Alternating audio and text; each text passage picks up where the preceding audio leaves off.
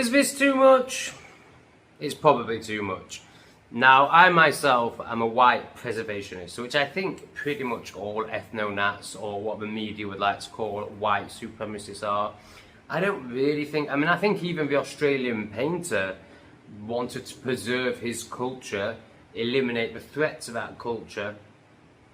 I don't think he was interested in wiping out Africa, for example. So I'm not sure there's ever really been such a thing as white supremacy. And I genuinely question, and this is just a question, were the Ku Klux Klan even real?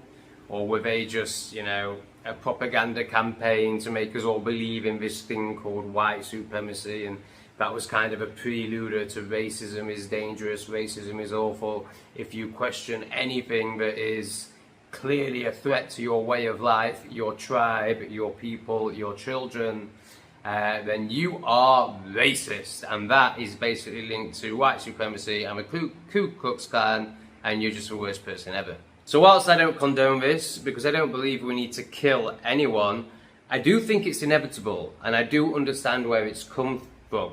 I think when you tell men, English men, for certainly the last 30 years, starting with feminism, that they are worthless, that they are second-class citizens, that everything they represent and stand for is wrong, and then you start bringing in the invaders, and you start making English white men, or in this case Scottish white men, well, now we're third-class citizens, we're behind women, we're behind the invaders, the migrants. And we now have DEI policies, so we make it impossible for them to earn a living.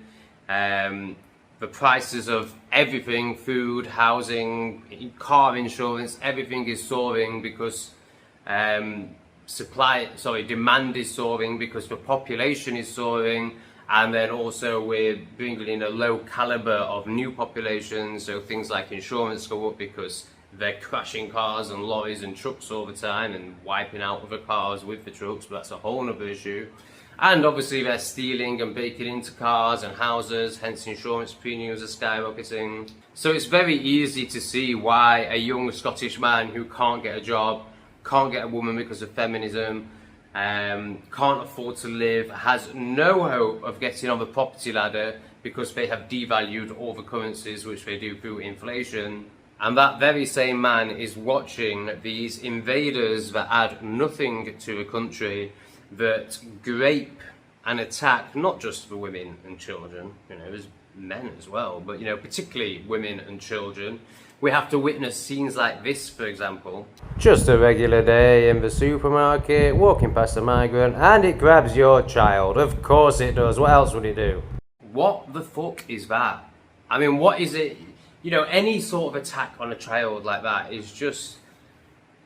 I can't even find words to describe it, but I'm not going to say this sort of thing has never occurred in our society and hasn't been part of Western culture. Like, of course, there's a few very, very, very sick people in our culture that will harm a child, but I think I can honestly say that in our culture it is unheard of for someone to try and snatch a child like this in broad daylight. I mean, where has this person come from? Like, how I'm not even talking about acceptable, like obviously we're way beyond the realms of acceptability here, but how can they even think that they can do that and get away with that? And, you know, I mean, what culture has this person come from? This is completely alien to us. So these young Scottish men have to watch shit like this while seeing these very people get given stuff that they could never dream of getting given. 4-star hotels, heating on all the time, brand new phones, day trips out, driving lessons, all for free, all while they contribute nothing, all while their kind is a net drain on society and has been ever since it was in the Western society. We have statistics on that. These people literally contribute nothing. You know, if grape counted, they would be great contributors, but we don't count grape as a contribution. That's actually a deficit to society. It's not something we want in our society, yet we're fucking bussing in people that seem to think that that's completely normal and don't really know the difference between grape and asexual intercourse by the plane load, boat load, bus load, however we can get them in. You know, we've been brainwashed into thinking illegal migration, and the boats is the problem, but that's like 5%. The legal migration is just ridiculous. And of course we're told we're doctors and engineers and we prop up the NHS, but in reality, when you actually look at what you can get into this country for and how you can get citizenship, it includes things like social media influencer, Turkish barber, fucking kebab shop worker. I mean, the bar is so low for legal migration, which is why we have shitloads of them and why the crime stats are going up so much. So these young men are watching all that. They're then seeing that if they say anything about it on social media, they are the ones that get put in prison. In fact, they'll get put in prison for longer. If they call out a rapist, a migrant rapist, they potentially are going to get put in jail for longer than the rapists themselves. If they go online and say how disgusting this is and how there should be no migrants because they seem to like raping a lot, which we can see in the statistics, which we can see in towns like Rotherham very clearly, yeah, the white guy will get put in jail for longer than the migrant rapist because of the two-tier system we have. The two-tier system, which actually acknowledges that these people are retarded. The way they justify this system is that these people don't understand our culture, that these people are a bit fucking stupid and just don't know any better. I mean, we had that one recently in, I think it's the Netherlands, where a guy knifes a woman, I think it's 250 odd times, and then rubs her son, her baby's son, in the mother's blood and takes photos of it. He got sentenced to 10 years for that. It's just unbelievable. Which later got reduced to 5 years because the judge said he was too retarded. Obviously, they didn't use that language. It would have been like cognitively incapable. But, you know, retarded. Too retarded to know that this was wrong. So therefore, it's only 5 years. So because he's so retarded that he is such a danger to society that he's going to be out again in 5 years. It doesn't matter about the danger to society bit. He's just a retard, so he can't help it. So you're just going to have to put up with him again in 5 years. He's going to be knifing someone else up 250 odd times and rubbing their baby's blood in it. But he's a fucking retard, so, you know, we've got to value his retardation and his freedom to be a retard in our society for some fucking reason when he's nothing to do with it, over protecting your child from being wiped in your blood after you got knifed 250 odd times. Welcome to Britain, everyone. I wonder why people are kicking off and writing signs like this. And I could go on and on and on about what these young men who will be responsible for this sign, what they have to witness, you know, the death of their culture. Like, they're even told there is no culture. Like, we're literally told that white people have no culture. Yet when we talk about any other ethnicity, oh, they're fucking bounding with culture. So much so that black people who have never created a single thing in their life, literally not one fucking invention has come out of Africa. They still live in fucking mud huts. When we go over there and supply them with pipelines and water, they literally rip them out within 20 minutes because they can get £20 fucking scrap metal value. Like, they have no long-term thinking at all. They can only think about the short term. Hence why, you know, the crime stats are like they are, because they can only think about instant gratification. They can't plan long-term. Sorry, I got lost on a tangent there about Africa. I'm trying to talk about what's happening in the UK. So yeah, they have to, not only are they told that they don't even have a culture, what they know is their culture, they have to watch get burnt down. Here's another church burning. I mean, this is just sickening. Like, you know, one, the attack on Christianity. I'm not even a Christian, but it is fundamental to the history and culture of the UK. So there's the attack on that, and then the attack on the beautiful architecture, which I'm going to struggle to speak from the surface level on, because I don't believe any of this fantastic architecture was created on the timeline that they tell us. You know, I believe in mud floods and Tartaria. I don't think we built any of these churches. But, you know, we have been told that they were basically built in the 1800s and built by peasants in carts somehow. But anyway, let's not get into all that. We are told that they have been built by our people. And that's the level we're talking from here, because we're talking from mainstream 3D world, So yeah, there's no point getting into all the Tartarian stuff. So they have to watch their buildings get burnt down. You can tell how hard that was for me to say, because, you know, I don't believe that any of these fantastic structures have got built by fucking peasants in carts without electricity. Mental. They do not want you asking how Tartaria fell. They want you convinced it never existed in the first place. Because the moment Tartaria is acknowledged as real, the questions multiply too fast to control. If Tartaria was a myth, its architecture would not exist on every continent. Its cities would not sit buried beneath modern streets. Its buildings would not function as the foundation of governments, rail systems and institutions that claim to be new. After the mud flood, Tartaria was not rebuilt. It was inherited. The cities you live in were not designed for modern life. They were repurposed for it. Railways follow old energy lines. Capitals sit on former power nodes. Star forts became military installations. Cathedrals were stripped of function and rebranded as places of worship. This was not convenience. It was necessity. The systems beneath these cities were too large to remove and too dangerous to destroy. So they were capped, masked, and rerouted. What once distributed free energy was converted into control points. What once harmonized land and people was reduced to infrastructure for taxation, labor, and compliance. This is why progress feels wrong. The Industrial Revolution was not an upgrade. It was a downgrade with control. Free ambient energy was replaced with fuel dependency. Decentralized systems were replaced with meters. Abundance was replaced with employment.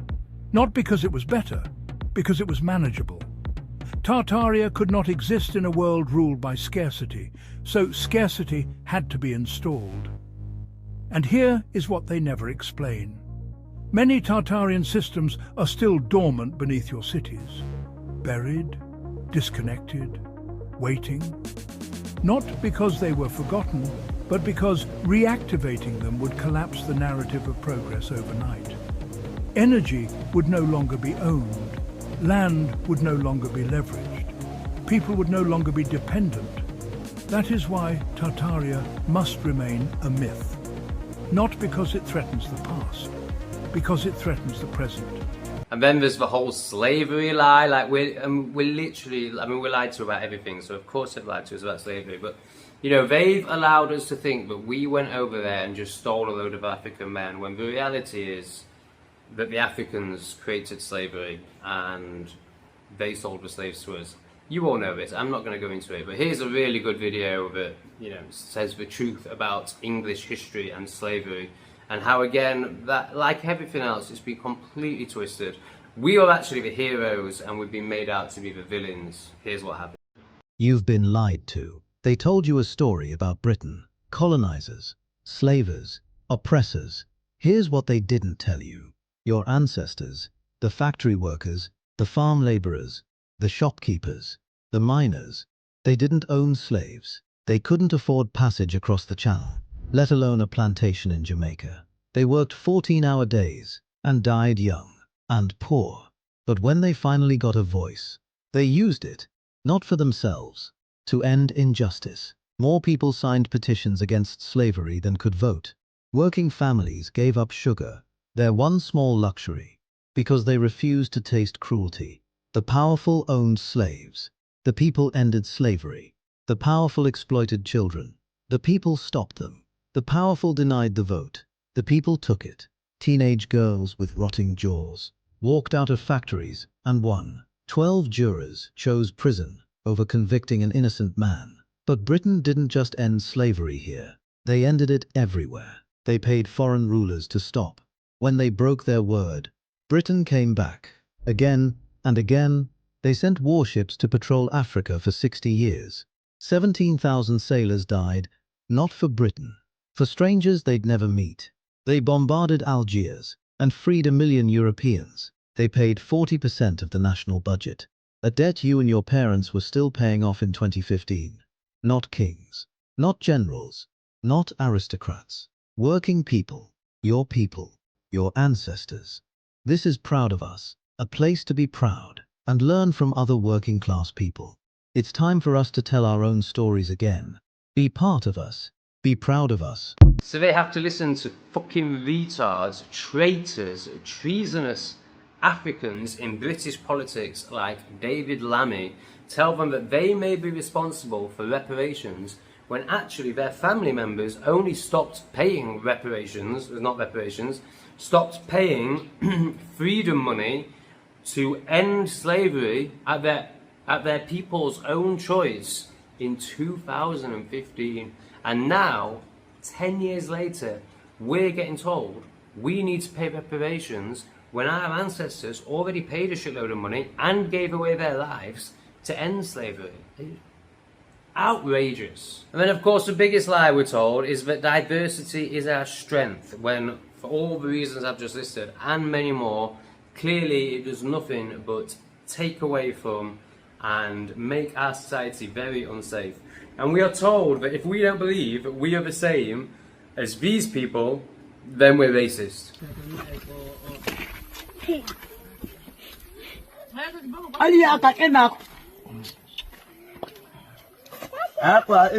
To acknowledge any difference between you and them, and I'm not even saying better or worse, I'm not even going into that. I'm just saying there's a difference. There's clearly a difference.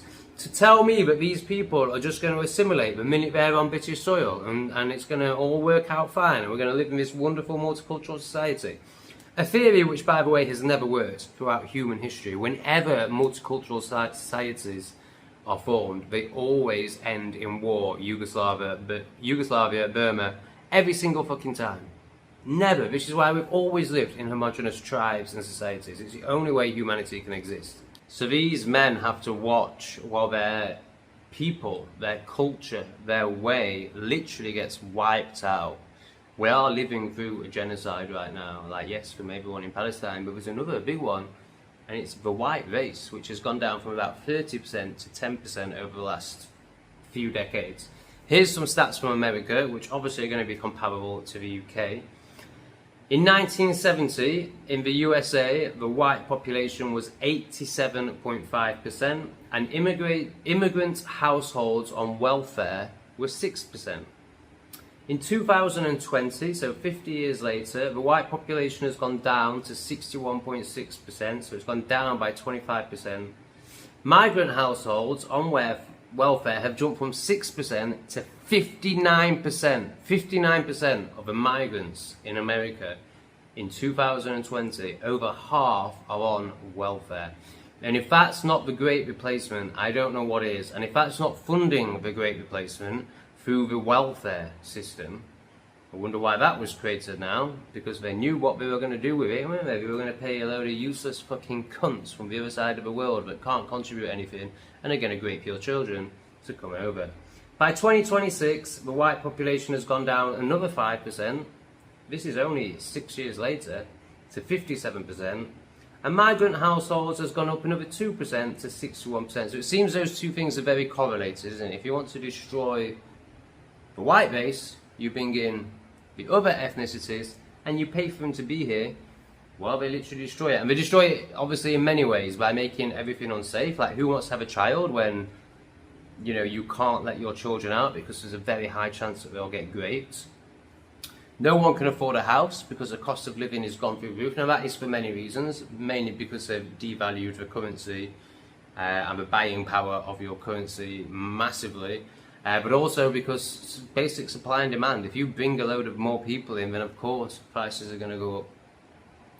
So yeah, it's literally like the two go hand in hand, and you can see what a deceitful planet is, and how, you know, all this stuff sounds so good, the welfare system, the NHS, safe and effective, you know, all sounds so good, everything they do, even 15-minute cities can be made to sound good. The green agenda sounds fucking great, but it's so nefarious, and yeah, that welfare system is a big one, man. And then of course there's a load of white people that are on it now, and that's being encouraged because that's going to lead into universal basic income, which is the ultimate in the control system. Like, once we are reliant completely on the government and we're generations away from remembering how to earn money, like who even knows where food comes from, let alone how to cook it in a few generations time. You know, who would even know what running a business is, let alone how to run a business in a few generations time once you've just been on fucking handouts. I mean, look at what the calculator has done to mental arithmetic. You know, it's exactly the same principle. If you don't use a muscle, it's like if you work out for 10 years and then you don't fucking go to the gym for 10 years, you're going to lose all your fucking muscle mass. You know, it's basic principle. Oh god, I'm so pissed off with this shit. So yeah, I don't condone that sign, but I completely understand that sign. For me, that sign should be deport them all. The M word is nothing. It's just nothing. We've been so conditioned to think it's this terrible thing, but they say it every other fucking word. They call each other it. It's in all their music. Their children say it. They're not insulted by this word. It's just used. It's like the libtards that call people like me Nazis so they can harm us, you know? It's exactly the same. It's just a word that's been weaponized. And we saw on the subway, didn't we? With Subway Queen, like the way that they all reacted. They'd been calling her bitch non-stop. They'd made her feel threatened to the point where she had to leave the tube. And she turns around and uses the word, and you can see from their reaction that they think that that justifies stomping on her head. Thank God those doors didn't open. Girl, next time somebody hit your nigga, you're supposed to beat their ass. Bye, bitch! Bye, bitch! Oh, they cocked up. Go to the next call. Bye, bitch!